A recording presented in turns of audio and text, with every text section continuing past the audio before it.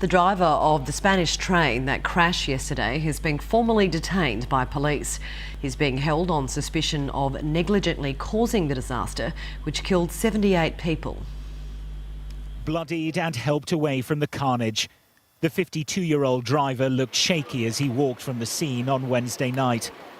A 30-year veteran of the railways, Francisco Jose Garzon Amo had been driving trains on this route for over a year.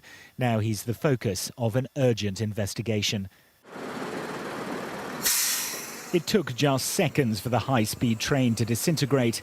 The clean-up and inquiry will be a lengthy process.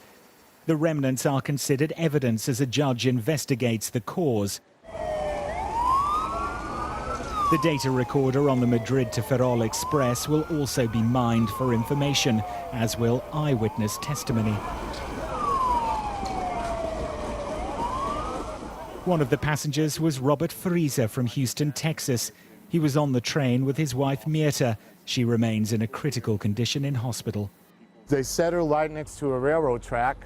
I didn't see it until I walked and I saw her just a couple of steps away. I recognized her. She unfortunately got really,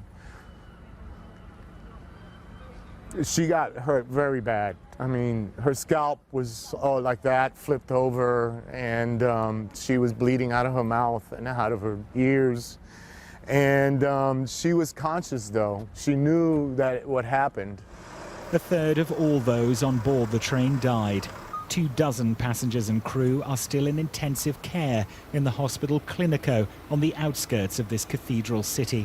Now the driver has been formally detained, accused of crimes related to the accident. In effect, he's become the prime suspect in one of Europe's worst ever rail disasters. The city near the crash stopped again to remember the victims this lunchtime. A moment of silence across Santiago on the day which would have marked the end of a fiesta here. Instead, they're talking about whether mechanical issues or human error caused such a devastating loss of life on Santiago's doorstep. Robert Nisbet, Sky News, Santiago de Compostela.